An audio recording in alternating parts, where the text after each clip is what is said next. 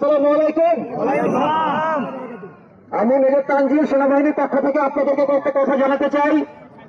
আপনারা বিভিন্ন অভিযোগ দিয়েছেন, আপনাদের অভিযোগ অনুযায়ী মামলা হয়েছে। সেই মামলায় যথোপযুক্ত আইনানুগ ব্যবস্থা সার্কেল এসপি সাহেব অলরেডি আপনাদেরকে বলেছেন যে উনি এই ব্যবস্থা নেবেন এবং উনি এখন পর্যন্ত দায়িত্ব নিয়েছেন এবং উনি দেখবেন। এ সম্পর্কে আপনাদের তো আর কোনো ডাউট নেই, আছে? সেনাবাহিনী আগামী 12 তারিখ যে নির্বাচন আছে সেই নির্বাচনে আমরা কথা দিচ্ছি। আমাদের মাননীয় সেনাবাহিনী প্রধান বলেছেন বাংলাদেশ সেনাবাহিনীর সবচেয়ে বড় সংখ্যক অফিসার সৈনিক এই নির্বাচনে দেওয়া হয়েছে। 1 লাখের থেকে বেশি জনবল মোতায়েন হয়েছে। সুতরাং আপনাদের জন্য আমি ক্লিয়ার মেসেজ দিয়ে দিতে চাই যে বারফল শহর নিরাপত্তার চাদরে ঢাকা থাকবে।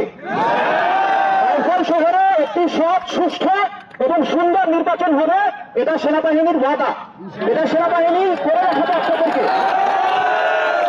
সুতরাং আপনাদের কাছে আমার অনুরোধ থাকবে, এই থানা, এই উপজেলা, এই সকল জায়গা সবকিছু আপনাদেরই সম্পদ, তাই না? এই সম্পদে আমরা অন্য রকমের আর কোনো কার্যক্রম না করি।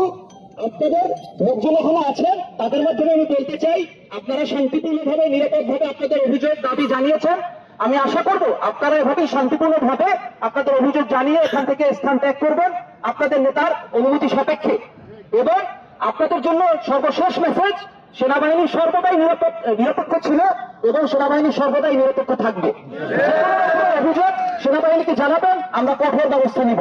এবং কেউ যদি ভোট কেন্দ্রে বা ভোট কেন্দ্রে কোনো জায়গায় কোন রকমের নিরাপত্তাজনিত ঘটনা ঘটানোর চেষ্টা করেন, সেনাবাহিনী কঠোর হাতে দমন করবে। ধন্যবাদ।